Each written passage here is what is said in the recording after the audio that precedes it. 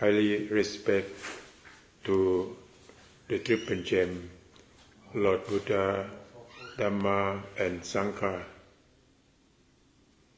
All of my good friends all over the world, today is a holy day. That's the dark moon. So we have Dhamma preaching from 7:30 up to midnight. The first part, if you listen or you follow Dr. Pra Mahachanya Sutiyano and Mahapacharapon were talking about anatta. That's the best Dhamma that Lord Buddha found, and then he declared to the world. That's very important. Today we known as Buddhist Lent. So in Buddhist Lent, every holiday, the policy of Buddha Banya temple or monastery would like preaching the Dhamma or declare the Dhamma to the world until midnight. And today I am the second session, so I would like all of my good friends come and relax, because first part, that's the best sutra, that's about Anattalakkhana Sutra, that come from the Tripitaka. This sutra, there were many people in India got enlightened, or we call Arahant or enlightened. And in our morning chanting, we will review about Anattalakkhana Sutra. So this is very important. Anyway, today I would like to declare about Anattalakkhana Sutra a little bit, and before I go to that, I would like to tell all of my good friends or Kalyana, when we mentioned about Dhamma does mean you can see by yourself. You don't believe anyone. Even in the books, in the sutra, you just read, but you don't believe it immediately. You have to contemplate, you have to see, you have to make it clear. That's because that one thing that's very important about the language, that that Lord Buddha happened in India and he used the Pali language. Some people say that's Makot language. That's that language they speak in that area, and they recorded the Buddha teaching in Pali. You see, when they mention about the words in Pali, and so many people cannot understand, or can understand in different way. And you see, Nabi Muhammad see the truth, or see Dhamma. I would say he saw Dhamma and he declared in Arabian language, we call Arabic. And Jesus Christ saw the truth of life and Dhamma or nature, that he declared in Hebrew or in the other language. You see, that language only the means to communicate to the people. So you have to understand the language, because language not the real Dhamma, just only the means to bring us to reach the Dhamma. So I would like you to see the real Tripitaka in your body. In Buddha times, no Pitaka. So I think the real Pitaka or the real Sutra that Lord Buddha teaching, that you have to see from yourself, because everything from you. So in Buddha time, not much to study like this day. Today, nowadays, people study a lot. You see, there's 45 books for Tripitaka and so many sutta, you see, and very few people that can get enlightened from reading. So you have to know enough, very clear, and then you know how to practice. Again, I would like to talk to my friend who say that you don't have time to practice Dhamma. I would like to tell you, if you're still breathing, that you have time. If you're not breathing, you don't have time to practice Dhamma. Because Dhamma is the right thing. If you do the right thing, and then that you practice Dhamma. So what is rights? So you have to know. Rights, that means will not create any problems. If you create the problem, that's thing not right. And you know, all system of education, the people who graduate should know what is right, what is wrong. And right and wrong from education of the world now. So many rights that not the real rights, that the rights come from man-made or man-settled. So the rights that Lord Buddha declared, that the rights from nature, that you cannot change the rights from nature. Like in Anattalakkhana Sutta, that's the rights, that means everything change, impermanent and not themselves. And again, so many people ask the question, if not self, and who is saying, and how to say, that you misunderstand. Because Lord Buddha teaching, it has two levels. Level one, that we call morality level. That's in the level, the self, that we have to talk about self. So you have to know self. Self for communication, to do your duty in front of you. This I will declare this thing many times. That's about the language, to say self for communication, for do your duty in front of you each moment. So you have self from your flesh eye that you can see. Self, you can see man, woman, female, male, animals, plants. That's only the name that we give to all things that happen. All things that have to flow by the law of Anattalakkhana Sutta. That's all things that change, impermanent and not themselves. You see, nothing permanent, nothing cannot change, nothing have to change. So that's three characteristics that you can explain about the Anattalakkhana Sutta. You see that in India in those days, the teaching of Hindu or Brahmins, they will teach about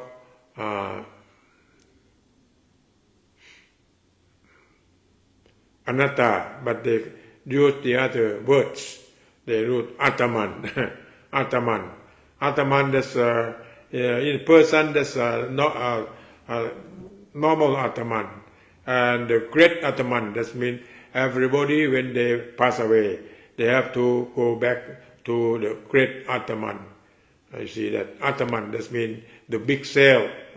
Cell, big cell, SELF, the big cell, you see that. I saw one book that written by Christmas Humphrey, and he explained about cell. He said the first cell that you use what? The small letter SELF, cell, the small letter. And the second one, you capital S, you see, and that's you develop cell from the first one, only small cell, and the second one is a bigger cell that you start with capital S, and ELF, that the small letter again. And the last one, all letters is capital. So S, E, and F, that cell is on capital. That means if you explain to the Hindu or Brahmin, that means the Paramatman. You see that the cell. So that means everything unity or united in one. You see that. That's the truth that you have to see. And all the things that not permanent,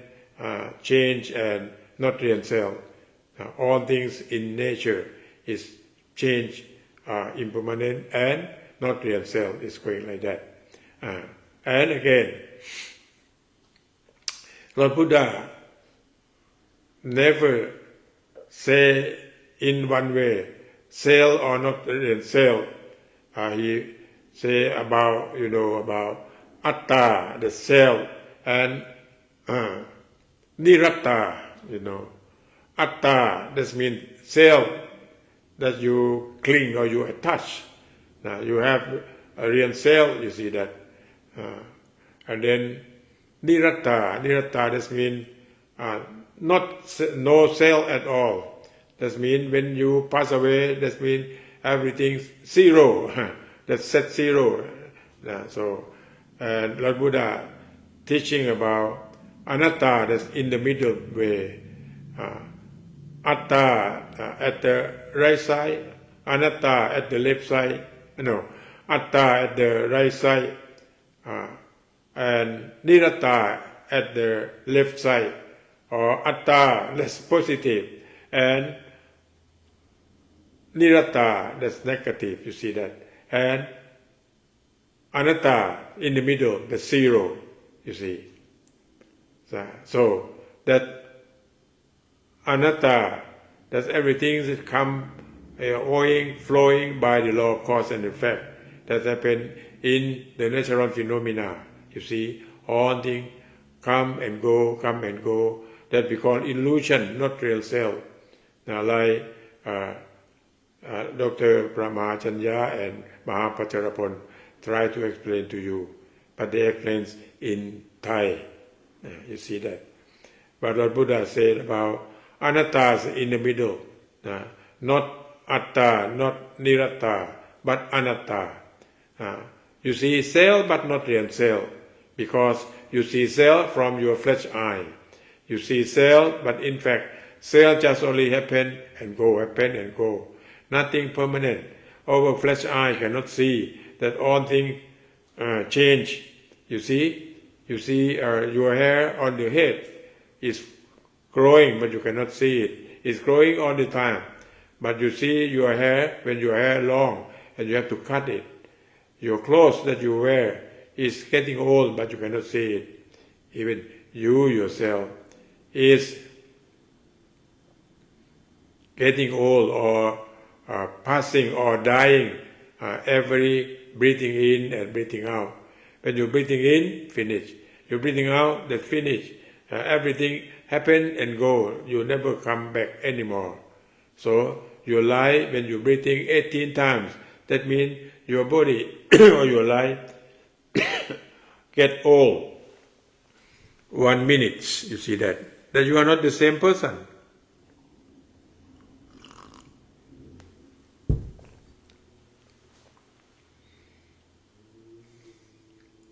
This is the explanation about anatta, because that thing change. You cannot hold it. You cannot stop it. No need to use the Buddha word if you understand, because language just communication for understanding. And again, in theory does mean the words that you explain the natural phenomena, or you explain the law of cause and effect that happen in the stream of nature.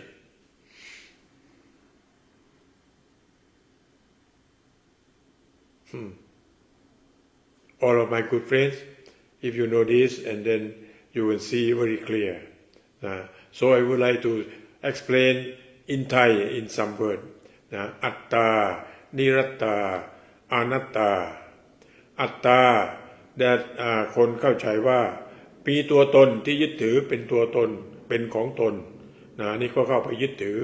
นี่ก็เป็นความรู้สึกที่หลงผิดว่าเป็นตัวตนจริงๆที่เขาเรียกว่าอุปาทานนั่นแหละเขาใช้ในภาษาอังกฤษว่า attach or cling. You cannot cling. If you cling, that means you think that you're feeling that's the wrong feeling, that you misunderstand that the natural phenomena as a cell เนี่ยคือเราเข้าใจคิดว่าปรากฏการณ์ธรรมชาติที่มันเกิดขึ้นเนี่ยเราไปหลงสำคัญผิดว่าเป็นตัวเราเป็นของเราขึ้นมาเพราะมันเป็นความรู้สึกที่มันเกิดขึ้นและความรู้สึกนี้เป็นความรู้สึกที่เข้าใจผิดเพราะฉะนั้นความรู้สึกว่าเป็นอัตตานี้มันมีมาตั้งแต่เกิดนี่พอพูดคำว่าเกิดเนี่ยก็มีความหมายว่าที่เราเกิดมานี่มันมาจากความไม่รู้ความจริงเราสำคัญผิดว่าปรากฏการณ์ที่มันออกมานี้คิดว่าเราเกิดคือมีความรู้สึกเป็นเราเข้าไปยึดถือปรากฏการณ์นั้นนี้ว่าเป็นตัวเราขึ้นมาเพราะเรามีการสมมุติขึ้นสมมุติขึ้นว่าเป็นตัวเราเป็นของเราเป็นคุณแม่เราเป็นคุณพ่อเรานี่มันมีการสมมุติขึ้นมาเท่านั้นแหละนี่ภาษาที่สมมุติขึ้นมาก็เพื่อที่จะอธิบายปรากฏการณ์ในแต่ละขณะแต่เมื่ออธิบายแล้วเราก็สำคัญผิดไปยึดว่าเป็นตัวเราเป็นของเรา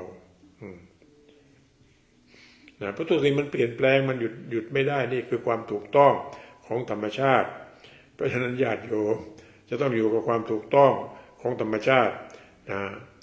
ทุกสิ่งเปลี่ยนแปลงถ้าใครไปยึดความเปลี่ยนแปลงว่าไม่ให้เปลี่ยนแปลงมันก็เป็นทุกข์เพราะฉะนั้นก็ขอให้ญาติโยมได้พิจารณาดูให้ดีเพราะฉะนั้นการปฏิบัติธรรมจึงจะต้องรู้ความถูกต้องและอยู่กับความถูกต้องและความถูกต้องโดยเฉพาะในช่วงเข้าพรรษาช่วงนี้เป็นช่วงที่จะต้องปรารภถึงวันตายายนี่วันเวลาที่นี่กับที่เมืองไทยก็ไม่ตรงกันด้วยที่โปโมนาแคลิฟอร์เนียสหรัฐอเมริกาขณะนี้ก็3:10 นาทีที่เมืองไทยตอนนี้ก็5 โมงเช้า5:10 นาทีตอนเช้าอันนี้ก็มันเป็นคนละวันแล้วมันไปตอนเช้าเป็นวันใหม่ก็เป็นวันอังคารไปแล้วอันนี้ที่โปโมนาที่แคลิฟอร์เนียก็ยังเป็นวันจันทร์อยู่นี่คือวันเวลานี่ก็คือความเปลี่ยนแปลงที่มันหมุนเวียนเปลี่ยนไปแต่ละที่แล้วแต่เราจะมากำหนดมาอธิบายปรากฏการณ์ที่มันหมุนเวียนเปลี่ยนไปอาศัยความสัมพันธ์ของปรากฏการณ์เหล่านี้นี่ก็เป็นการอธิบายซึ่งมันเป็นอยู่อย่างนี้ถ้าถามว่าวันนี้วันอาทิตย์พรุ่งนี้จะเป็นวันอะไรพรุ่งนี้ก็เป็นวันจันทร์ถ้าวันนี้เป็นวันจันทร์พรุ่งนี้ก็ต้องเป็นวันอังคารนี่มันก็หมุนเวียนอยู่ใน7 วันเนี่ยแล้วถามว่า7 วันนี้มันเหมือนเดิมไหมมันก็ไม่ได้เหมือนเดิมมันก็เปลี่ยนไปตลอดเวลานี่คือการไหลไปการเปลี่ยนแปลงไปของเหตุปัจจัยที่เกิดขึ้นมันก็ขอให้ญาติโยมได้เข้าใจความจริงอันนี้เพราะฉะนั้นในช่วงเทศกาลหรือพรรษาการนี่เราก็ได้มีการมารับส่งตายายพอพูดถึงการรับส่งตายายมาทำบุญวันศาสตร์หรือวันเดือน10หรือชิงเปรตโดยเฉพาะที่นครศรีธรรมราชที่ในประเทศไทย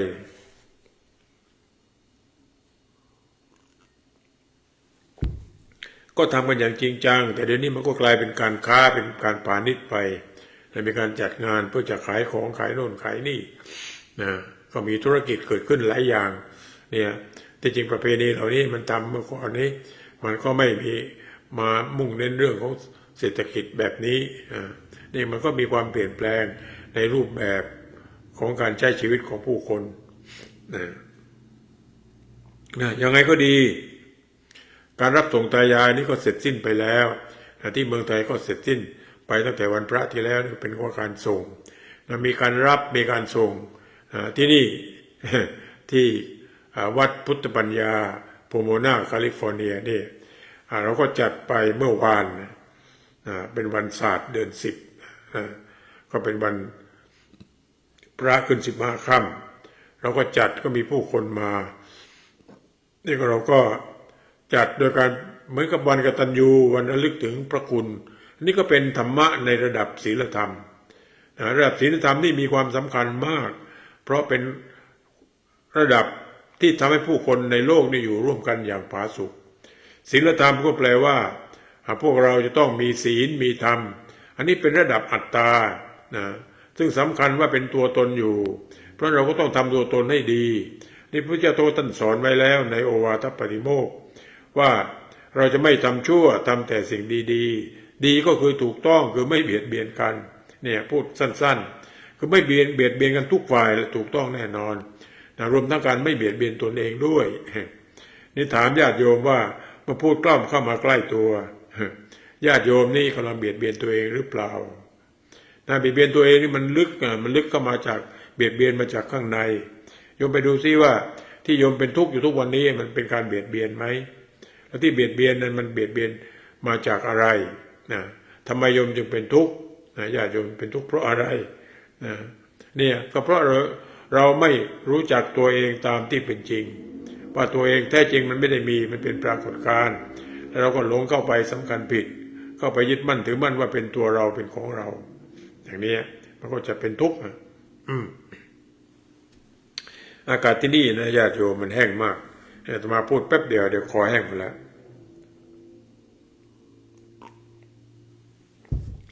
ก็มีฝนตกลงมา2 วันตอนที่ไปเรียนที่วิทยาลัยอาจารย์ที่เขาสอนเขาก็บอกว่าเดี๋ยววันพรุ่งนี้ฝนจะตกใหญ่น้ำจะท่วมที่แคลิฟอร์เนียอาตมาก็ว่าดีนะมาอยู่เกือบ3 เดือนแล้วยังไม่เห็นฝนตกเลยก็มันตกจริงแต่ตกไม่มากแล้วตอนนี้ก็หายไปแล้วอากาศก็เริ่มแห้งต่ออันนี้คือความยากลำบากในการอยู่ที่แคลิฟอร์เนีย อย่างที่สวนโมกชัยยาก็มีความชื้นแต่ว่ามันก็อยู่สบายแต่ชื้นมากจนเป็นเชื้อราเนี่ยมันก็มากเราก็ต้องปรับทั้งนั้นอยู่ที่ไหนก็ต้องปรับ แต่อาตมาก็เคยชินอยู่กับการอยู่กับความชื้นไม่ใช่อยู่กับความแห้ง มันก็ทำให้ลำบากยังปรับตัวไม่ได้ แต่นี่ก็ยังเหลืออีกประมาณ2-3 อาทิตย์ก็จะกลับประเทศไทยแล้วนี่เขาต้องเปลี่ยนแปลงไปตามเหตุปัจจัยของมัน นี่ก็ญาติโยมมาดูกันต่อตกลงว่าเราก็ต้องปฏิบัติให้ถูกต้องในระดับศีลธรรมเรื่องของการรับตายายส่งตายายซึ่งก็เสร็จสิ้นไปแล้วแต่นั้นการรับตายายส่งตายายมันเป็นพิธีกรรมแต่การที่จะรับตายายส่งตายายนั้นเราจะต้องทำอยู่ทุกลมหายใจ เพราะเรานี่ก็เป็นตายายด้วยและตายายที่ดีเนี่ยคืออยู่ในระดับศีลธรรมเนี่ยตายายที่ดีก็ต้องปฏิบัติตัวให้ถูกต้องเพราะเวลาพูดถึงตายายเนี่ยมันก็มีอยู่อย่างน้อย3 กลุ่ม กลุ่มที่1ก็คือตายายปัจจุบันเนี่ยกับกลุ่มที่2ตายายที่ล้มหายตายจากไปแล้วคนที่เราเคยรักเคยให้ความช่วยเหลือเคยเกื้อกูลเคยอบรมสั่งสอนเป็นครูบาอาจารย์เป็นพ่อแม่ที่อบรมเลี้ยงดูเรามาเนี่ยก็เป็นเขาเรียกปู่ย่าตายายที่จากเราไปแล้วนี่ก็เป็นเขาเรียกว่าเปตชนเปตชนก็คือคนที่ล่วงลับไปแล้วตายไปแล้วแต่ทีนี้ มันก็มีความเชื่อตั้งแต่สมัยพุทธกาลเวลาเราพูดถึงเรื่องตายายกันที่สวนโมกก็จะมีการเปิด เขาเรียกว่าการสวดพิมพิสารนี่ก็คือพูดถึงสมัยพุทธกาลที่พระเจ้าพิมพิสารไปทูลพระพุทธเจ้าเรื่องว่ามีเสียงดังอึกกระทึกครึกโครมขึ้นในพระราชวังนะไม่รู้ว่ามันเกิดอะไรขึ้นจะมีเรื่องร้ายแรงเกิดขึ้นกับแฟนมคตหรือกับเรื่องของพระราชบัลลังก์ของพระองค์หรือเปล่าอะไรอย่างเงี้ยนะพระพุทธเจ้าก็บอกว่านั่นก็เป็นเรื่องของพวกเปรตนะพวกเปรต3 ตัวที่ว่ามันเคยทำชั่วมันเคยไปช่อโกงอะไรต่างๆเนี่ยมันมีรายละเอียดอันนี้อาตมาก็ไม่ต้องไปเล่ามาให้ใช้เวลามากเกินไปก็มีเปรต3 ตัวนี่มันทำชั่วแล้วมันก็ไปตกนรกมันก็มาขอส่วนบุญเพื่อที่จะให้เราเนี่ยช่วยส่วนบุญเพราะฉะนั้นเขาก็บอกว่าคนที่ตายแล้วนี่มันทำบุญไม่ได้มันต้องใครที่ทำบุญก็ต้องสั่งสมบุญนี่ก็พวกที่สอนเรื่องบุญแต่อาตมาก็เตือนญาติโยมว่าทำบุญนั้นดีแต่อย่าบ้าบุญอย่ามองบุญอย่าหลงบุญทำบุญแล้วเราก็จะได้บุญได้บุญแล้วเราก็จะมีความสุขมีความสบายใจเพราะเราเป็นคนไม่เห็นแก่ตัวเพราะบุญที่แท้จริงนั่นคือเป็นเครื่องล้างบาปนี่บาปของมนุษย์เนี่ยก็มีเรื่องเดียวนี่แหละก็คือการที่เราเห็นแก่ตัวทั้งที่มันไม่มีตัวที่แท้จริงแต่เราเห็นแก่ตัวและยึดถือตัวตนว่าเป็นตัวตนเป็นของตนอย่างนี้เนี่ยมันก็ทำให้มีปัญหา เพราะฉะนั้นญาติพี่น้องของเราที่เสียชีวิตไปแล้วเขาก็มีความเชื่อกันว่าถ้าคนที่ทำดีบางคนก็ได้ไปขึ้นสวรรค์ก็ได้ไปสู่สุคติก็ไปเกิดเป็นเทวดาเป็นนางฟ้าเป็นอะไรก็แล้วแต่หรือเป็นชั้นพรหมแล้วแต่ทำความดีไปมากน้อยเท่าไหร่นั่นก็เป็นความเชื่อที่ปฏิบัติกันมาเพื่อให้คนปฏิบัติดีทำสิ่งดีๆเพราะจริงๆทำบุญก็ได้ความสุขในปัจจุบันอยู่แล้วเพราะความสุขในปัจจุบันนี้มันก็จะเป็นสิ่งที่หล่อเลี้ยงจิตใจให้มีความร่มเย็นนะ ทีนี้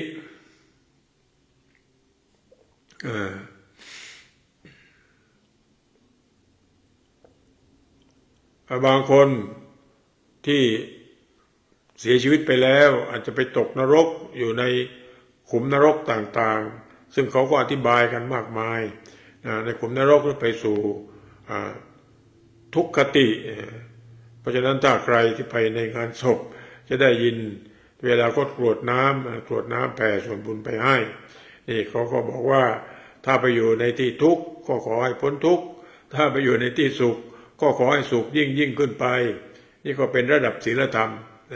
เพื่อต้องการไม่ให้คนไปทำชั่วเบียดเบียนกันเพราะญาติโยมสิ่งนี้เราต้องรักษาไว้มันเป็นมรดกสำคัญของบรรพบุรุษเพื่อที่เราจะใช้เป็นเครื่องมือในการที่จะอยู่กันอย่างช่วยเหลือเกื้อกูลกันทีนี้ถ้าคิดว่าญาติพี่น้องที่ตายไปแล้วไปอยู่ในทุกขติก็มีอยู่ทั้งหมด3 ที่ทีนี้อาตมาว่ามีหลายคนมันอยู่ในทุกขติทั้งที่ยังไม่ตายร่างกายยังอยู่นี่แต่ถ้าไปประกอบอบายมุขเข้าก็ไปสู่ทุกขติแน่นอนนั่นแหละทีนี้ในทุกขติมันมีอยู่3 กลุ่มคือกลุ่มที่1เขาเรียกเปรตกลุ่มที่2เป็นอสุรกายกลุ่มที่3ก็เป็นสัตว์นรกกลุ่มที่4ก็เป็นเดรัจฉานนี่เขาบอกคนที่เล่นเบอร์เล่นหวยนี่ตกนรกพวกนี้หมดเลยตกเข้าไปทั้ง4 ขุมเลยคนที่ไปซื้อเบอร์ซื้อหวยญาติโยมที่ยังเล่นเบอร์เล่นหวยอยู่นี่เราไปดูว่ามันมีโทษอย่างไรบ้างพอซื้อถ้าเราเสียไปเราก็จะเสียดายพอเสียดายเราก็จะเกิดความทุกข์ใจเสียดายทรัพย์ก็มีความร้อนอกร้อนใจก็เป็นสัตว์นรกเนี่ยถึงถ้าเราอยากได้พอซื้อแล้วอยากได้อยากถูกตอนที่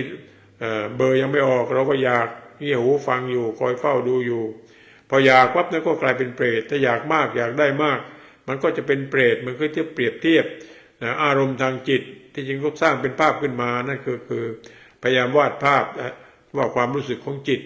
เวลามันอยาก เขาก็เขียนว่าปากเท่ารูเข็ม ท้องเท่าภูเขาเพราะฉะนั้นปากมันเล็ก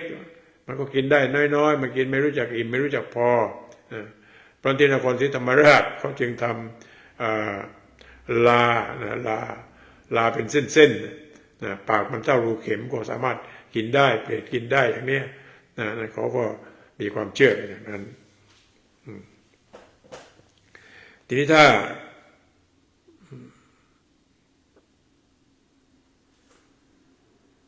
ไปซื้อแล้วกลัวไม่ถูกอันนี้ก็เป็นอสุรกายแล้วก็การไปซื้อเล่นเบอร์เล่นหวยเนี่ยโอกาสที่จะถูกนะมาคิดด้วยปัญญาแล้วมันไม่มีโอกาสที่จะได้กำไรเพราะสมมุติว่าไปซื้อเลข3 ตัวมันมี1,000 ประตูถ้าซื้อประตูละบาทมันก็ต้องลงทุน 1,000แล้วถ้าถูกมันก็ได้600แล้วก็ขาดไป400นี่ก็คือตามทฤษฎีความน่าจะเป็นเขาเรียกว่า possibility ที่เราเรียนในวิชาสถิติซึ่งมันเป็นไปไม่ได้ที่เราจะได้กำไรหรือเราจะร่ำรวยขึ้นมาจากการไปเล่นการพนันเล่นเบอร์เล่นหวยเพราะการพนันจึงเป็นทางแห่งความเสื่อมทางแห่งความชิบหายก็จะเป็นปากทางแห่งความชิบหายเนี่ยมันก็ขอญาติโยมใครที่เล่นการพนันก็ลองไปดูซึ่งตัวนี้ในประเทศไทยก็ได้ยกเลิกกฎหมายที่จะเสนอให้ตั้งไอ้เนี่ยบ่อนการพนันแล้วเขาก็มาเรียกว่าเป็น entertainment complex แล้วก็มาพูดอธิบายกันต่างๆนานาว่า entertainment complex เนี่ยมีเรื่องการพนันเพียงนิดเดียวนี่ก็อ้างไปซึ่งตอนนี้ก็มีข่าวสารข้อมูลมากมายดีที่ประเทศไทยยังไม่ได้สร้างก็ญาติโยมไปดูในแถบชายแดนแถวเขมรอะไรนี้แถวปอยเป็ดเนี่ยอาตมาก็เคยไปเนี่ยในที่อเมริกาเนี่ยเขาก็มีเขาจัดไว้ที่รัฐหนึ่งเลยคือรัฐเนวาดาเนี่ยไปที่ลาสเวกัสไปที่รีโนอาตมาก็เคยไปที่รีโนแล้วไปดูคนที่เล่นการพนันนี้ไม่ได้ทำให้ผลทางเศรษฐกิจมันดีขึ้นเลยเพราะว่ามันไม่ได้มี productive หรือมี productivity ผลผลิตหรือผลิตภาพอะไรมันไม่มีแต่มานั่งโยกมานั่งกดโน่นกดนี่ไปดูโยมไปดูก็แล้วกันและคนไปเล่นนี่มันก็มีแต่เสียคนที่ได้ก็คือเจ้ามือแต่เขาก็ลงทุนมากไปดูในระบบคนที่ไปเล่นนี่มีแต่เสียอย่างเดียวบางคนหมดเนื้อหมดตัวหมดข้าวหมดของหมดบ้านเรือนที่เลือกสวนไร่นาที่ดินยังไม่พอเนี่ยเขาบอกว่าไฟไหม้ยังไม่ร้ายเท่ากับเล่นการพนันเพราะบางทีหมดตัวแล้วก็ต้องไปเป็นทาสรับใช้ไปช่วยล้างชามอย่างนี้โยมไปดูมันไม่มีอะไรเหลือเลยไฟไหม้บ้านก็ยังมีที่ดินเหลืออยู่ได้เพราะฉะนั้นคนเล่นการพนันจึงมี ผลร้ายแรงมากนั่นแหละก็คือไปสู่ทุกขติสู่ทุกขติที่เราเห็นได้ก็ตอนเป็นนี่แหละตอนตายไม่มีใครรู้หรอกแต่ทีนี้ถ้าเราเล่นอยู่กับตอนเป็นเวลาตายก็ไปเป็นอีกพระญาติพี่น้องเราก็ไม่รู้นะว่าตายไปแล้วนี่ว่าตอนที่เป็นใครทำดีทำชั่วยังไงมันก็จะมีโอกาสที่จะไปเป็นอย่างนั้นวันนี้ก็เพื่อเป็นการตอบแทนพระคุณหรือมีความกตัญญูกตเวทีตามหน้าที่ของบุตรว่าจะต้อง ทำบุญอุทิศไปให้สำหรับบิดามารดาที่เสียชีวิตไปแล้วอย่างนี้มันก็มีอยู่หลายข้อที่พระเจ้าท่านตรัสเช่นว่าท่านเลี้ยงเรามาเราก็เลี้ยงท่านตอบที่ถ้าท่านมีชีวิตอยู่เราก็ดูแลท่านซึ่งเดี๋ยวนี้ก็มีการพูดกันอยู่เสมอว่าถ้าจะเลี้ยงท่านก็ต้องเลี้ยงตนเป็นตอนตายแล้วนี่เราก็ไปเลี้ยงไม่ได้ก็มีแต่การทำบุญไปให้เท่านั้นแหละอันนี้ก็ เป็นการทำให้คนเป็นคนดีเป็นคนเสียสละเป็นคนที่ไม่เห็นแก่ตัวแล้วก็เป็นการรวมญาตินี่มันมีผลหลายอย่างในที่วัดพุทธปัญญาเมื่อวานนี้ก็มีเอารูปภาพของบรรพบุรุษของพ่อแม่ญาติพี่น้องครูบาอาจารย์นำมาวางแล้วก็มาทำพิธีอันนี้แล้วก็ถือว่าเราเป็นคนที่มีจิตใจดีงามเพราะพระพุทธเจ้าท่านตรัสไว้ชัดเจนว่านิมิตตังสาธุรูปนังกตัญญูกตเวทิตา ซึ่งแปลว่าความกตัญญูกตเวทีเป็นเครื่องหมายของคนดีอันนี้ญาติโยมก็ไปดูมันก็จะมีผลดีมากนะโดยเฉพาะคนที่มีความสำนึกต่อบุญคุณนะผู้ที่มีพระคุณแล้วก็ตอบแทนบุญคุณนั้นให้สะสมกันเนี่ยก็จะมีเรื่องเล่าในพระไตรปิฎกเหมือนกันที่ว่าพระสารีบุตรนี่เป็นผู้ที่รู้จักบุญคุณนะก็มีราธะพราหมณ์ที่มาบวชแล้วก็ยากจนไม่มีผ้าที่จะมาใช้ประกอบเพื่อมีอุปกรณ์เครื่องอัฐบริขารที่จะบวชได้นะพระพุทธเจ้าก็ถามว่ามีใครนะที่เคยได้รับ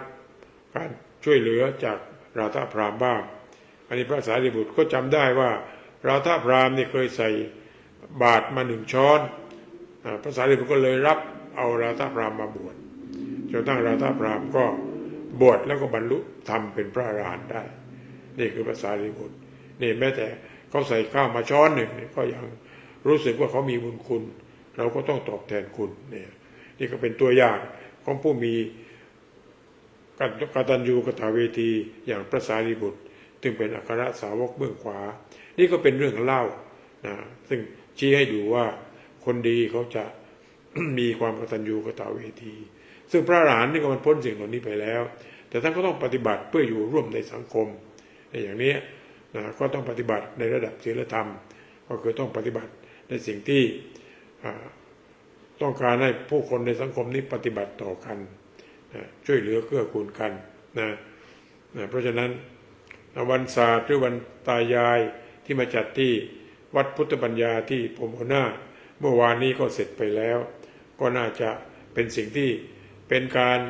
ศึกษาปฏิบัติธรรมในระดับศีลธรรมอันนี้ก็จะเป็นระดับอัตตาแต่ที่ได้เปิดการพูดจาธรรมะวันนี้มันพูดถึงในระดับที่เป็นอนัตตาก็แปลว่าเราต้องมองเห็นว่าที่เราเป็นตัวตนนี้แท้จริงมันไม่ใช่ตัวตนเพราะฉะนั้นอาตมาก็เขียนก็พูดไปบ่อยครั้งแล้วว่า you are you but not you คุณคือคุณนะแต่ไม่ใช่คุณนี่แหละก็ยกตัวอย่างพูดแล้วพูดอีกว่าเรานี่เป็นอะไรกันแน่ที่ถูกสมมติขึ้นมามันไม่แตกต่างกันเลยกับหนังตะลุงปักใต้หนังตะลุงนั้นเขาเรียกว่าเชดโดพับเป็ดเชดโดพับเป็ดนั่นก็คือคนเล่นเงามันเป็นเงามันไม่ใช่ของจริงแล้วเวลาเล่นเงานั้นก็ต้องแสดงบทมันชีวิตก็เหมือนกับเงาเราวิ่งไปมันก็จะวิ่งหนีเราไปตลอดเวลาไม่มีทางที่จะจับมันได้เพราะมันไหลไปตลอดเรามาจับมาเป็นตัวตนไม่ได้ใครจับเงามาเป็นตัวตนได้บ้างจับไม่ได้เพราะการที่เราจะพ้นทุกข์ได้เราก็ต้องหยุดวิ่งหยุดวิ่งหยุดยึดถือความเป็นตัวตนเป็นของตนอย่างนี้นะขออนุญาตเลยนะ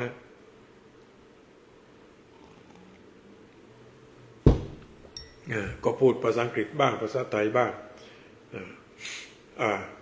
ทีนี้ในระดับศีลธรรมในการจัดงานวันศาสตร์ก็จะส่งผลให้คนได้มีความสำนึกในความกตัญญูกตเวที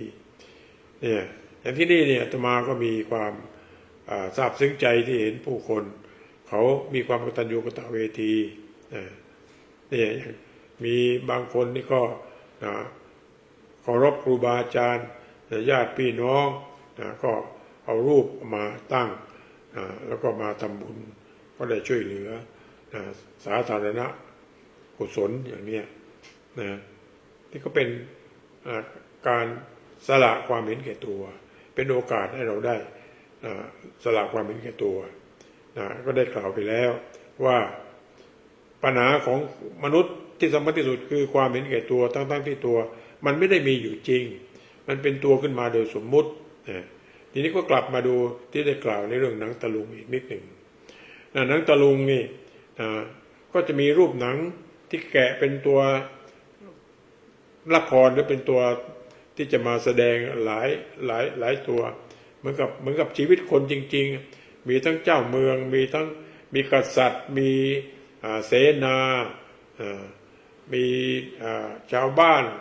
มีตัวตลกอะไรมันมีหมดมันอยู่ในสังคมนี่แหละ ทีนี้เราก็เหมือนหนังตะลุงเนี่ยหนังตะลุงเอารูปหนังรูปไหนออกมามันก็จะต้องแสดงบทให้มันถูกว่าถ้าเป็นเจ้าเมืองก็ต้องแสดงบทเจ้าเมืองถ้าเป็นตัวตลกก็ต้องแสดงเป็นบทตลกอันนี้ต้องทำให้ถูกนะเพราะฉะนั้นหนังทุกตัวที่ออกมาจากแผงก็ต้องแสดงไปพอแสดงพอหนังจบเขาก็เก็บลงแผงนะถ้าถามว่าพอเก็บลงแผงแล้วหนังมันเป็นอะไรไหมหนังทุกตัวก็ไม่ได้เป็นหนังวัวหนังควายเหมือนเดิมนี่เข้าใจง่ายนะเราก็เหมือนกันพอตื่นขึ้นมาตอนเช้านี่พอบอกว่าพอเข้าครัวเราก็กลายเป็นแม่ครัวพอเพื่อนโทรมาเราก็กลายเป็นเพื่อนนะพอเราไปขึ้นรถเมล์เราก็กลายเป็นผู้โดยสารเนี่ยทุกขณะเนี่ยเราเดินเราก็เป็นคนเดินเป็นผู้เดินเรานั่งก็เป็นผู้นั่งเราไปใช้ห้องน้ำก็เป็นผู้ใช้ห้องน้ำนั่นเราก็ต้องทำหน้าที่ในแต่ละขณะให้ถูกต้องเนี่ยทำหน้าที่ตั้งแต่เช้าถึงเย็นถึงค่ำพอถึงเวลานอนเราก็เข้านอนพอเข้านอนปั๊บเหมือนกับหนังตะลุงเลิกมันก็จะเก็บรูปลงแผงเนี่ยโยมไปดูแต่ละวันทุกวันเราก็จะเป็นอย่างนี้นะตื่นขึ้นมาก็จะเป็นนั่นเป็นนี่ก็แสดงไปเขาเรียกว่าโรลเพลย์หรือโรลเทคกิ้งเมื่อที่เชคสเปียร์เขาพูดเลยว่าชีวิตคือโรงละครมันเป็นละครมันการแสดงพอปิดฉากก็จบไปมันเป็นฉากนี่ก็เป็นการแสดงทำไปตลอดชีวิตยังเป็นอย่างนี้เราไม่ได้เป็นอะไรจริงๆแต่เป็นทุกอย่างตามที่สมมุติเนี่ยเพราะฉะนั้นก็อย่าได้ลงเข้าไปยึดว่าเป็นนั่นเป็นนี่จริงๆขอให้เป็นเพื่อทำหน้าที่เพราะถ้าเป็นไม่เป็นแล้วก็ไปยึดเราก็จะเป็นทุกข์เป็นพ่อแม่ทุกอย่างพ่อแม่เป็นลูกทุกอย่างลูกนี่เป็นพระก็ทุกอย่างพระนี่เป็นพระมาอยู่ที่วัดพุทธปัญญาถ้าเข้าไปยึดถือในความเป็นพระที่นี่ก็มีความทุกข์อีกนะมันมีเรื่องที่จะให้ทุกข์ได้แหละแต่พอมีตัวตนขึ้นมาเพราะก็ขอให้ญาติโยมได้พิจารณาดูเพราะเราไม่เป็นอะไรจริงๆแต่เป็นเพื่อทำหน้าที่เป็นทำหน้าที่แล้วก็วางเสียที่ได้พูดอยู่เสมอว่า do duty for duty sake do it best and let it be นี่ก็เป็นคีย์เวิร์ดที่สำคัญที่จะมาพูดแล้วพูดอีกมันก็ขอให้ญาติโยมได้มองเห็นว่าวันศาสตร์วันตายายเป็นวันระดับศีลธรรมที่เราต้องการพัฒนาพวกเราให้อยู่ร่วมกันอย่างเป็นคนดีมีน้ำใจมีจิตใจที่เป็นกุศลเป็นคนที่แบ่งปันเกื้อกูลโดยการมาสร้างบุญสร้างกุศลช่วยสิ่งต่างๆช่วยคนนั้นช่วยคนนี้เพื่อที่จะทำให้เราได้สละความเห็นแก่ตัวมันก็เรียกว่าจาคะนี่คนที่จะจาคะได้นี่มันก็ต้องอาศัยศรัทธาที่มีอยู่ข้างในการที่จะจาคะจะเสียสละอะไรเนี่ยนะพระพุทธเจ้าก็ตรัสเรื่องอริยทรัพย์อริยทรัพย์ก็แปลว่าทรัพย์ที่เป็นอริยะก็แปลว่าผู้ประเสริฐอริยะก็แปลว่าอาริก็แปลว่าศัตรูอริยทรัพย์ก็แปลว่าผู้ที่ไกลไปจากศัตรูก็คือกิเลสก็เป็นทรัพย์ที่ทำให้เราไกลไปจากกิเลส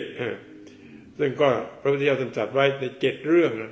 อริยทรัพย์อันแรกก็คือศรัทธาเนี่ยถ้ามาศึกษาปฏิบัติแล้วก็ดูความจริงของชีวิตอย่างมีศรัทธาศึกษาจิตใจศึกษาชีวิตที่เรียกว่าธรรมะนี่แปลว่าความถูกต้องเนี่ยอย่างจริงจังอย่างมีศรัทธาแล้วก็จะเกิดศรัทธาเห็นคุณค่าของการทำบุญเห็นคุณค่าของการที่ไม่ทำบาปอย่างนี้นี่ก็คือเห็นคุณค่าของศีลธรรมเรารักษาศีลรักษาทำไว้เพื่อในการที่จะทำให้ชีวิตมันไม่มีปัญหาเป็นศีลก็ช่วยทำให้ร่างกายจิตใจไม่ใช่ศีลนี่เป็นเรื่องของกายวาจาที่จะไม่เบียดเบียนกันอย่างนี้ปัญญาโยมก็ลองดูนี่ก็คือเรื่องศีลธรรมเพราะฉะนั้นวันกตัญญูกตเวทีบางคนเขาก็เรียกเพราะฉะนั้นวันศาสตร์ตายายที่มาจัดเนี่ยปัญญาโยมก็ลองดูสมัยพระเจ้าพิมพิสารนี่เปรต3ตัวก็มีอยู่3ชื่อที่เขารู้จักกันอยู่ก็คือทุสะนะโส ทุสะนะโสหัส4 ตัวเปรต4 ตัว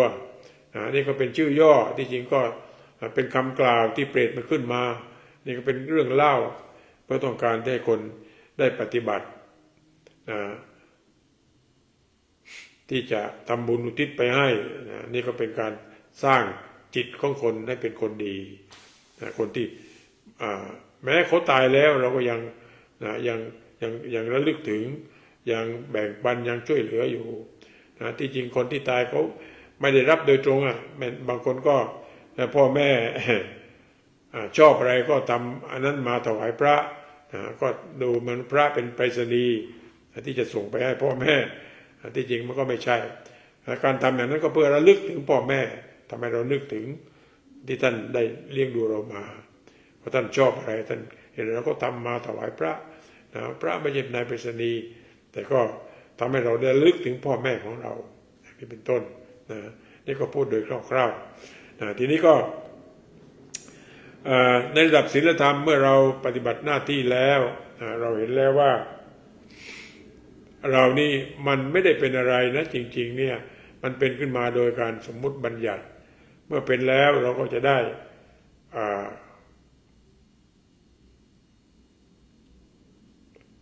ทำหน้าที่ที่อยู่ตรงหน้าในแต่ละขณะให้ถูกต้องนั่นแหละคือการปฏิบัติธรรมที่อย่างอาตมาขณะนี้ก็กำลังพูดธรรมะให้ญาติโยมฟังญาติโยมที่กำลังฟังก็กำลังทำหน้าที่เป็นผู้ฟังอาตมาก็เป็นผู้พูดนี่ถ้าเราทำหน้าที่ให้ถูกต้องดีที่สุดอาตมาก็พยายามที่จะมองหาวิธีการจะอธิบายเพื่อที่จะสื่อธรรมถึงญาติโยมที่อาตมาพูดอยู่เสมอว่าธรรมะที่แท้จริงมันจะต้องเป็นสันทิฏฐิโกอันนี้ก็ต้องไม่ลืมสันทิฏฐิโกแปลว่าผู้ศึกษาและปฏิบัติพึงเห็นได้ด้วยตนเองและเป็นอากาลิโกแปลว่าไม่จำกัดเวลาเพราะฉะนั้นสิ่งสำคัญจึงต้องดูธรรมะที่ปรากฏขึ้นในปัจจุบันนี่เป็นสิ่งสำคัญที่สุดเพราะฉะนั้นที่ปรากฏขึ้นในปัจจุบันนี่ก็คือเห็นอนิจจังทุกขังอนัตตาด้วยเห็นอย่างนี้ก็ทำให้เราดับทุกข์ในใจได้เพราะใจเราก็จะไม่เข้าไปยึดถือไม่ดีใจไม่เสียใจแต่เป็นคนที่จิตใจดีนี่คือเรื่องสำคัญเพราะอาตมาจึงเป็นห่วงญาติโยมที่ยังหลงทิศหลงทางในเรื่องของการดีใจเมื่อได้ร้องไห้เมื่อเสียอยู่นี่ก็แสดงว่าเรายังสำคัญผิดคิดว่ามีเราเป็นผู้ดีใจมีเราเป็นผู้เสียใจที่จริงถ้าไม่มีเราคำว่าเสียใจกับดีใจมันก็ไม่มีเนี่ยมันไม่มีเราจริงๆมันเพียงแต่ทำหน้าที่พูดอย่างนี้ก็ทำให้เรามันรู้สึกว่าชีวิตไม่มีรสชาติที่จริงนี้เป็นชีวิตที่ดีมากๆเลยดีที่สุดนั่นก็คือสิ่งสูงสุดที่มนุษย์ควรจะได้ก็คือรักษาใจไม่ให้ดีใจไม่ให้เสียใจนี่การมันแหกมากเลยโยม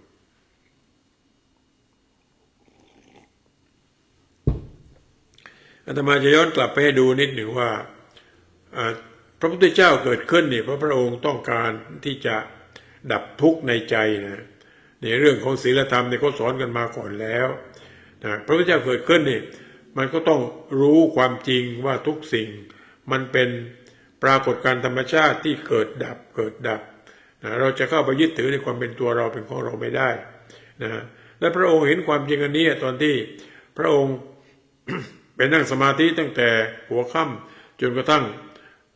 ถึงยามสุดท้ายตอนหัวรุ่งตอนตี 4 ตี 5เนี่ยพระองค์ก็ตรัสรู้เนี่ยที่ตรัสรู้เนี่ยพระองค์ก็ตรัสไว้ชัดเจนแล้วว่าจักขุงอุตตปาธิญาณังอุตตปาธิปัญญาอุตตปาธิวิชชาอุตตปาธิอาโลโกอุตตปาธิซึ่งแปลว่า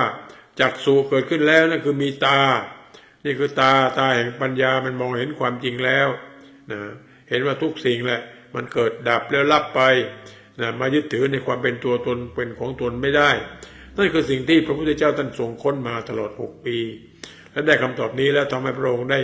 สิ้นสุดการเกิดเพราะว่ามันไม่มีเกิดไม่มีตายมันเป็นแต่เรื่องของปรากฏการณ์ธรรมชาติแล้วที่เห็นความจริงแล้วท่านจึงบอกว่าชาตินี้เป็นชาติสุดท้ายท่านก็นั่งหัวเราะว่าที่ทำให้มีการเกิดนี่ก็เพราะตัณหานั่นเป็นภาษาอินเดียอีกตัณหาก็คือแปลว่าความอยากในความอยากมาจากความไม่รู้ความจริงนั่นก็คืออย อยากแล้วมีผู้อยากมีเราเป็นผู้อยากขึ้นมานะพออยากแล้วมันก็จะมีทุกข์ทั้งบวกทั้งลบเลยนะถ้าอยากได้พอได้มาก็ดีใจไปเดี๋ยวพอมันเสียไปก็เราก็ต้องเสียใจอีกนะทุกสิ่งมันเปลี่ยนแปลงอย่างนี้เพราะก็อยู่ในโลกของดีใจเมื่อได้ร้องไห้เมื่อเสียอยู่ตลอดเวลาเนี่ยอย่างนี้นี่เพราะเราไม่เข้าใจความจริงของธรรมชาติความจริงของชีวิตนะเพราะฉะนั้นการปฏิบัติธรรมจึงต้องทำอยู่ในปัจจุบันนะเพราะในทุกขณะทุกลมหายใจเราจึงต้องรู้ว่าเรากำลังหายใจเข้ารู้ว่าเรากำลังหายใจออกรู้ว่าใจของเราเป็นอย่างไรนั่นทั้งหมดนั้นก็คือมาลงที่สติสติก็คือการรู้ตัวรู้แล้วก็ตื่นแล้วก็เบิกบานรู้ตัวไม่ใช่พูดเพ้อเจ้อไปเรื่อยแล้วเราก็ไม่รู้ว่าขณะนี้จิตใจของเราเป็นอย่างไรขอให้ญาติโยมที่กำลังฟังอยู่จงรักษาใจให้สงบให้เบิกบานอย่าบวกอย่าลบบวกถ้าบวกก็คิดว่าที่อาตมาพูดมานี่มันเวลานิดเดียวแต่ถ้าลบก็รู้สึกว่าที่พูดมานี่นานเกินไปแล้วอย่างนี้มันก็ทำใจเป็นกลางๆแล้วก็เรียนรู้จากการที่อาตมามาพูดซ้ำพูดแล้วพูดอีกเพราะฉะนั้นการที่พูดธรรมะในวันนี้มันก็จะเนื่องกันอยู่ในสองเรื่องก็คือเรื่องแรกก็คือเรื่องระดับศีลธรรมซึ่งเราก็ปฏิบัติกันอยู่มาอยู่ที่วัดโพโมนานี่ก็มีการปฏิบัติระดับศีลธรรมอยู่พอสมควรนี่วันศาสตร์เราก็ไม่ละเลยวันIndependence Day ของสหรัฐเราก็เอามาจัดเป็นวันรดน้ำนมต้นโพเนี่ยก็ถือว่าตอบแทนพระคุณสิ่งที่มีบุญคุณต่อเราต้นโพนี่ก็เป็นสัญลักษณ์เป็นการเตือนว่าเรานำนมมาบำรุงต้นโพคำว่าโพธิก็คือบำรุงปัญญามาอยู่แล้วก็อย่าให้มันโง่เพิ่มขึ้นเนี่ยอันนี้เพราะฉะนั้นปีนี้เรามาจำพรรษามาอยู่ในพรรษาก็ควรจะต้องพัฒนาปัญญาให้เพิ่มขึ้นและรู้อะไรให้มากขึ้นนี่ก็ขอให้สติพวกเราบางคนที่หลงตำราบ้างหลงโน่นหลงนี่บ้างอย่าไปหลงแต่เราต้องอ่านตำราต้องอ่านแต่ตำราที่สำคัญก็อย่าลืมต้องมาอ่านตำราที่ตัวด้วยเพราะฉะนั้นสำคัญที่สุดการปฏิบัติธรรมก็ต้องมาอยู่ที่การปฏิบัติเพราะการอ่านในทฤษฎีเหล่านั้นมันก็เพียงแต่เป็นตัวแผนที่หรือตัวเครื่องมือนำทางเนี่ยยกไปดูนะที่จริงความรู้ที่มีอยู่ที่มาสรุปในบทสวดมนต์นี่อาตมาว่าถ้าโยมเอามาพิจารณาและทำความเข้าใจให้แจ่มแจ้งเขาเรียกว่ามีการพิจารณาธรรมแล้วญาติโยมทั้งหลายก็จะบรรลุธรรมได้หมดเพราะอาตมาดูแล้วเนี่ยอันนี้อนัตตลักษณสูตรก็มาอยู่ในนี้หมดเลยเช่น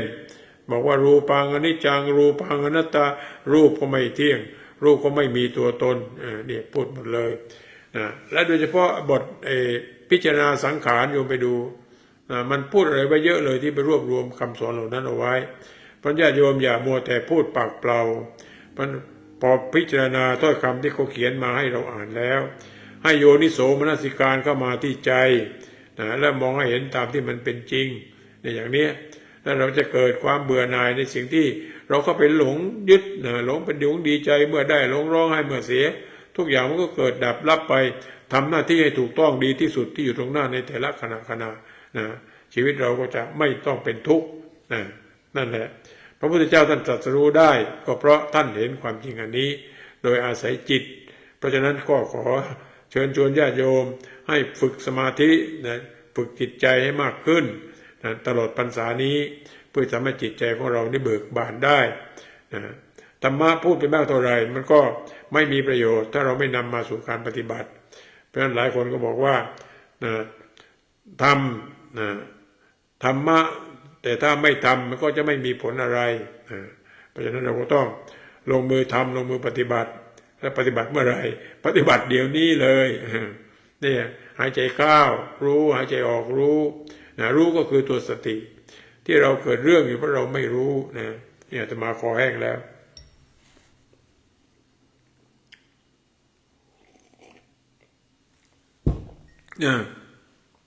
อาตมาจะพูดกับญาติโยมอีกประมาณ15 นาที ดี๋ยวสัก4 ทุ่มก็จะถึงรอบที่จะมีพระท่านอื่นมารับต่อนะก็ขอญาติโยมได้พิจารณาดูในการปฏิบัติตลอดพรรษานี่ก็ขอให้มันมีการเลื่อนชั้นนะอย่าอยู่ซ้ำชั้นนะต้องเลื่อนถ้าใครที่เว้นชั่วทำดีอยู่นะก็ต่อไปก็ต้องมาทำจิตให้บริสุทธิ์ก็แปลว่าให้มันพ้นดีพ้นชั่วคือมองให้เห็นความจริงในธรรมชาติที่ว่าตัวตนไม่มีมันอย่างวันนี้ที่ได้แสดงไปตั้งแต่ตอนต้นในเรื่องของอนัตตลักษณสูตรนะอนัตตลักษณสูตรนั่นเป็นเรื่องของความไม่มีตัวตนที่แท้จริงนั่นแหละนะเราก็ต้องมองเห็นด้วยตาแห่งปัญญาต้องเกิดธรรมจักษุที่ว่ามองเห็นธรรมถ้าเห็นธรรมก็จะเห็นพระพุทธเจ้าพระองค์ก็ตรัสไว้อยู่เสมอเราก็เอามาทบทวนพูดกันแล้วพูดกันอีกว่าโยธัมมังปัสสติโสมังปัสสติผู้ใดเห็นธรรมผู้นั้นเห็นเราแม้เธอจับชายจีวรฉันอยู่ถ้าเธอไม่เห็นธรรมเธอก็ไม่เห็นเราแล้วถามว่าแล้วเราเห็นธรรมไหมล่ะเห็นธรรมก็คือเห็นทุกสิ่งเขาไม่เห็นทุกสิ่งทุกสิ่งเป็นยังไงทุกสิ่งมันก็มีตัวตนแต่ไม่ใช่ตัวตนมันมีตัวตนเพื่อให้ทำหน้าที่ตามที่เราสมมุติกันและไม่ใช่ตัวตนที่แท้จริงเพราะมันเปลี่ยนเอาไปยึดถือไม่ได้เพราะฉะนั้น ที่พราหมณ์มาถามแล้วพระพุทธเจ้าท่านก็ตอบว่าที่สอนมาตั้ง45 ปีเนี่ยสรุปลงมาบรรทัดเดียวได้ไหมท่านพระองค์ก็ได้บอกว่าได้นี่คือนักย่อความชั้นยอดย่อความชั้นยอดสอน45 ปีมาพูดเพียงประโยคเดียวปริญญาโยมลองฟังอีกทีนะสัพเพธัมมานาลังอภินิเวสายะแปลว่าสิ่งทั้งปวงอันบุคคลไม่ควรเข้าไปยึดมั่นถือมั่นว่าเป็นตัวเราเป็นของเราไม่มีสิ่งใดในโลกนี้ที่เข้าไปยึดมั่นถือมั่นว่าเป็นตัวเราเป็นของเราได้เพราะมันเป็นกระบวนการของธรรมชาติหรือเป็นปรากฏการณ์ที่มันเกิดแล้วดับแล้วลับไปและเปลี่ยนแปลงไปตามเหตุตามปัจจัยอยู่ตลอดเวลาพระพุทธเจ้าสอนในระดับนี้มองให้เห็นความไม่มีตัวตนไม่มีสัตว์ไม่มีบุคคลมองเห็นสิ่งต่างๆเป็นธาตุนี่คือเป็นยอดแห่งนักวิทยาศาสตร์มันก็นักวิทยาศาสตร์นะเขาไม่เรียกน้ำแต่เขาเรียก H2O และ H2O นี่ก็เป็นภาษาที่นักวิทยาศาสตร์ทั่วโลกเรียกเหมือนกันหมดเพราะมันประกอบด้วยธาตุคือธาตุ2 ธาตุคือธาตุไฮโดรเจนกับออกซิเจนนี่อาตมาก็ยกตัวอย่างอยู่เสมอคนพระพุทธเจ้าท่านก็บอกว่าประกอบด้วยธาตุ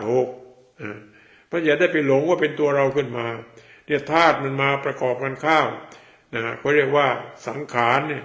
สังขารคือการประกอบกันขึ้นมาปรุงแต่งกันขึ้นมารวมกันแล้วก็มารวมเป็นตัวคนอย่างนี้ทั้งกายทั้งจิตทั้งรูปธรรมนามธรรมกับสังขารเนี่ยก็แปลว่ามาประกอบกันขึ้นอย่างร่างกายนี่ก็ประกอบด้วยธาตุพื้นฐานก็คือธาตุ4ก็คือธาตุดินธาตุน้ำธาตุลมธาตุไฟอันนี้ก็ต้องทำความเข้าใจเรื่องธาตุอีกไม่มีอะไรที่ไม่ใช่ธาตุนะที่เป็นนามธรรมก็เป็นธาตุที่เป็นรูปธรรมก็เป็นธาตุเป็นธาตุหมดจิตใจก็เป็นธาตุเขาเรียกว่ามโนธาตุอย่างนี้เป็นหมดความดีก็เป็นธาตุความชั่วก็เป็นธาตุหมดทุกอย่าง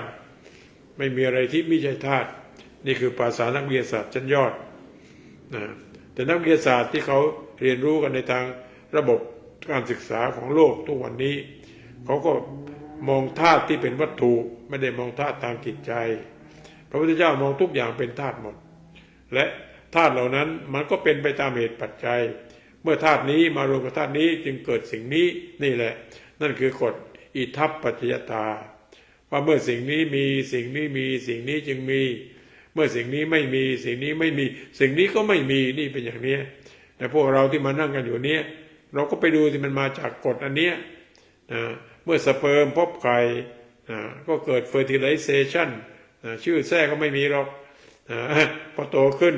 มันก็กลายเป็นไซโกตเป็นตัวอ่อนแล้วก็นี่คือภาษาที่เอาไปอธิบายปรากฏการณ์ในแต่ละช่วงว่ามันเป็นยังไงเพราะภาษาก็เป็นสิ่งมนุษย์บัญญัตินี่ก็เป็นภาษาคน แล้วก็บัญญัติเฉพาะเป็นภาษาวัตถุภาษาจิตใจไม่มีใครพูดถึงพระอาจารย์พุทธทาสจึงได้เขียนหนังสือเรื่องภาษาคนและภาษาธรรมปัญญาชนต้องหาโอกาสไปหาหนังสือเล่มนี้มาอ่านนะเขาเรียก human language and dhamma language เนี่ยเพราะ human language นะก็จะพูดถึงเรื่องวัตถุไม่ได้พูดถึงจิตใจนี่ถ้าจิตใจมันก็จะเป็นภาษาที่เราจะต้องเห็นปรากฏการณ์ที่ปรากฏขึ้นในปัจจุบันขณะเดี๋ยวนี้เลยทุกอย่างเรื่องทางจิตใจนะพระพุทธเจ้าก็ต้องปรากฏขึ้นเดี๋ยวนี้นะพระพุทธเจ้าที่แท้จริงนั่นก็คือธรรมะที่แท้จริงก็คือเรามองเห็นปรากฏการณ์ธรรมชาติที่ไม่มีสัตว์บุคคลตัวตนแต่มีแต่กระแสธรรมชาติเพราะฉะนั้นวันนี้อาตมาจะนำเอานิพพานสูตรมาให้ญาติโยมได้ฟังอีกครั้งหนึ่งนะในนิพพานสูตรนี่ที่แปลไว้ที่สวนโมกมีอยู่เขียนว่าอย่างนี้ญาติโยมลองฟังดู ใดๆในโลกล้วนแต่สิ่งสมมุติในวงเล็บวิมุตติฟังอีกครั้งนะใดๆในโลกล้วนแต่สิ่งสมมุติในวงเล็บวิมุตติทีนี้สิ่งสมมุติเนี่ยมันมีอยู่อย่างน้อยสองประเภทก็คือสิ่งสมมุติบัญญัติโลกนี่เป็นคนเป็นสัตว์เป็นบุคคลเป็นตัวตนเป็นเราเป็นเขานี่แหละเพราะไม่ต้องสงสัยเลยมันก็ยังเรียกเป็นตัวตนเป็นคนนั้นคนนี้อยู่แต่ทั้งที่เป็นคนนั้นคนนี้แท้จริงแล้วมันไม่ได้มีตัวตนที่แท้จริงมันเป็นตัวตนที่เป็นปรากฏการณ์อยู่ชั่วขณะที่กำลังเปลี่ยนแปลงที่เราว่าชั่วขณะที่จริงก็ไม่ได้ชั่วขณะแต่มันไหลมันเปลี่ยนแต่ว่าตาเนื้อมันแยกแยะไม่ได้มันก็เปลี่ยนแปลงไปในแต่ละขณะเนี่ย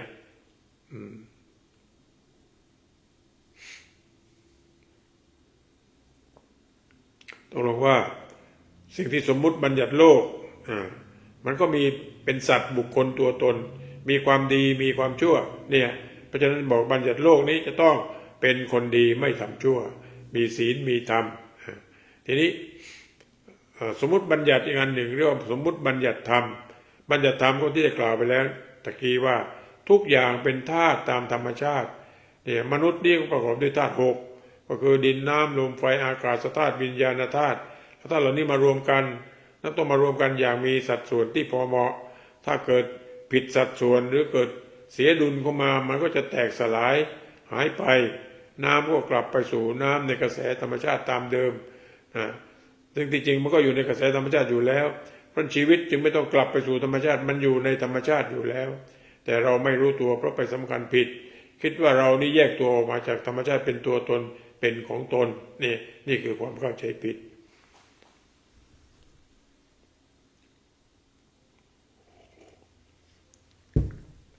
ญาติโยม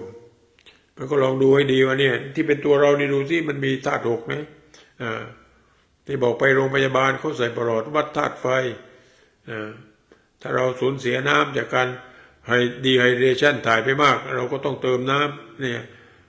น้ำก็ต้องมีสัดส่วนพอดีไฟพอดีลมพอดีเนี่ยแล้วธาตุลมเป็นธาตุที่หล่อเลี้ยงให้ชีวิตมันดำเนินอยู่เนี่ยพอโยมหยุดธาตุลมธาตุอื่นก็แตกสลายหมดไปเป็นลำดับนี่คือธาตุที่มันหล่อเลี้ยงอยู่เพราะฉะนั้น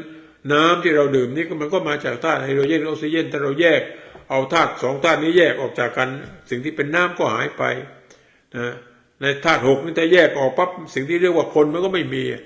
มันก็จึงเปรียบเทียบว่าเหมือนกับรถยนต์ที่บอกเดี๋ยวมีแคสซีมีตัวถังมีเครื่องยนต์มีระบบโน้นระบบนี้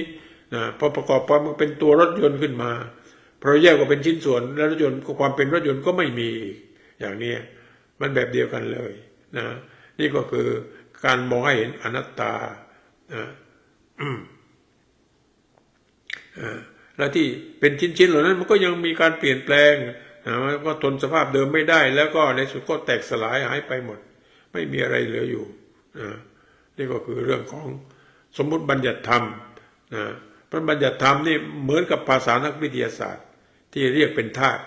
แต่ไม่มีสัตว์ไม่มีบุคคลไม่มีตัวตนเพราะฉะนั้นจึงไม่มี การเกิดไม่มีการตายมีแต่ความเปลี่ยนแปลงในกระแสของธรรมชาติที่เรียกว่า law of cause and effect เนี่ยนี่ก็คือธรรมะที่พระเจ้าตรัสค้นพบและนี่เป็นธรรมะสำคัญที่ทำให้พระองค์สิ้นสุดการเกิดการถือเกิดมาเป็นตัวตนเป็นของตนเนี่ยก็เข้ามาสู่สัพเพธัมมานารังอภินิเวสายะแปลว่าสิ่งทั้งปวงอันบุคคลก็ไปยึดถือไม่ได้เพราะมันไม่มีตัวตนให้ยึดถือนะมันเกิดดับเป็นกระแสอย่างนี้ญาติโยมก็ลองมาพิจารณาดูเนี่ยเพียงแต่กระพริบตาเพียงแต่หายใจเข้าแต่ทุกอย่างก็หายไปหมดแล้วหายใจออกมันก็มาปรากฏการณ์ใหม่ดูอยู่เรื่อยๆนี่เป็นปรากฏการณ์ธรรมชาตินี่คือการพิจารณาธรรมพิจารณาธรรมที่มันเกิดดับเห็นอยู่ตลอดนะในวันนี้ก็เป็นวันที่22เป็นวันจันทร์ที่นี่ที่เมืองไทยก็23ไปแล้วตอนนี้นะเมืองไทยก็ตอนนี้ก็จะเที่ยงวันแล้วเป็นวันอังคารไปแล้วนะนี่ก็คือสิ่งที่มันไหลไปตลอดเวลาไม่กลับมาอย่างนี้นะนั่นก็คือภาษาคนกับภาษาธรรมที่สมมุติขึ้นมาสมมุติขึ้นมาแล้วทั้งหมดนั้นก็สมมุติหมดนั่นแหละทีนี้ จึงบอกว่าใดๆในโลกล้วนแต่สิ่งสมมุติในวงเล็บว่าวิมุตติก็แปลว่าหลุดพ้นก็แสดงว่าถ้าเราเห็นสิ่งสมมุติแล้วก็ใช้สมมุตินั้นมันถูกสมมุติบัญญัติโลกก็เพื่อปฏิบัติหน้าที่ต่อกันในแต่ละขณะเดี๋ยวเป็นแม่เดี๋ยวเป็นคนไข้เดี๋ยวเป็นผู้โดยสารเดี๋ยวเป็นคนเดินทางเดี๋ยวเป็นคนอะไรเดี๋ยวเป็นครูเดี๋ยวเป็นโน่นเป็นนี่เป็นสารพัดเดี๋ยวเป็นชายเดี๋ยวเป็นหญิงเป็นไปตามที่เราสมมุติเพื่อทำหน้าที่แต่ละขณะเดี๋ยวเป็นคนนั่งเดี๋ยวเป็นคนยืนเดี๋ยวเป็นคนเดินอย่างนี้อันนี้ก็สมมุติบัญญัติโลกเพื่อทำหน้าที่ในแต่ละขณะพอทำเสร็จแล้วก็ต้องวางเสียอย่าเอามาเนี่ยบางคนทำตั้งแต่เมื่อวานเนี่ยเอามาอะไรอาวรณ์มาพูดมารู้สึกไม่สบายใจอยู่อีกนี่ก็เพราะว่าไม่รู้จักปล่อยวางไปบอกแล้วว่ายึดถือไม่ได้เมื่อผ่านไปแล้วสิ่งที่ทำได้คือขณะนี้นี่เองขณะนี้นี่คือปัจจุบันจึงต้องตื่นรู้อยู่กับปัจจุบันอย่างเบิกบานด้วยการปฏิบัติอยู่กับความถูกต้องนี่นั่นคือวิมุตติเพราะฉะนั้นเราก็จะไม่หลงในสมมุติบัญญัติโลกไม่หลงในสมมุติบัญญัติธรรมบัญญัติโลกเพื่อทำหน้าที่บัญญัติธรรมเพื่อดับทุกข์ในใจเพราะบัญญัติธรรมไม่มีตัวตนเพราะมันไม่มีคนจะต้องเป็นทุกข์เพราะความทุกข์มันก็มีอยู่3อย่างหนึ่งทุกข์สามัญก็เรียกทุกข์จากไตรลักษณ์จากอนิจจังทุกขังอนัตตานี่ทุกข์เป็นปรากฏการณ์ธรรมชาติที่เป็นอยู่อย่างนี้ที่เป็นกฎเฉียบขาดของธรรมชาติซึ่งเราก็ต้องรู้ว่ามันเป็นอยู่อย่างนี้หมดเลยอันที่สองคือทุกขเวทนาคือเวทนาที่เกิดในระบบประสาทในตัวเรานี่แหละอันนี้ก็มันก็ต้องมองเห็นว่ามันก็ต้องรายงานต้องทำหน้าที่ของระบบประสาทเพื่อที่จะจัดการให้ชีวิตมันไม่มีปัญหาหรือไม่มีทุกข์ทางร่างกายทุกข์อันที่3นี่ที่พระเจ้าท่านสอนท่านเน้นมากก็คืออุปาทานทุกข์คือทุกข์ที่เข้าไปยึดถือว่าเป็นตัวเราเป็นของเรานี่คือความหลงผิดเพราะว่ามองไม่เห็นสิ่งสมมุติทั้งสมมุติบัญญัติโลกและสมมุติบัญญัติธรรมและไปสำคัญผิดขึ้นมาสำคัญผิดในชื่อแท้ยศตำแหน่งเนี่ยเป็นหญิงเป็นชายเป็นนั่นเป็นนี่พอเป็นพ่อก็ทุกอย่างพ่อเป็นแม่ทุกอย่างแม่ไปเป็นอะไรเข้าแล้วยึดถือหมดก็เป็นทุกข์หมดเลยอย่างนี้ทีนี้ฟังอีกทีใดๆในโลกล้วนแต่สิ่งสมมุติในวงเล็บวิมุตติก็แสดงว่าหลุดพ้นได้เมื่อเราวางสมมุติทั้งหมดแต่ใช้สมมุติโดยไม่ไปยึดสมมุติว่าเป็นตัวเราเป็นของเราแล้วต่อไปก็บอกว่าไม่มีการพบไม่มีการพราก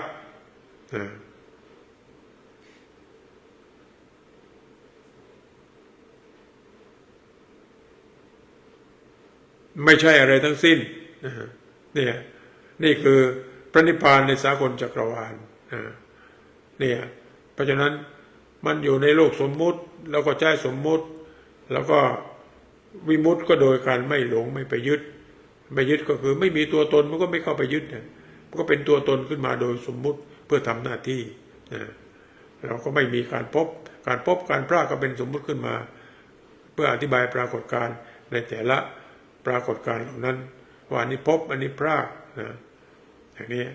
แล้วก็ขอญาติโยมได้มีพระนิพพานอยู่ในจิตใจที่เบิกบาน อยู่ทุกลมหายใจโดยการทำหน้าที่ตามสมมุติบัญญัติโลกและ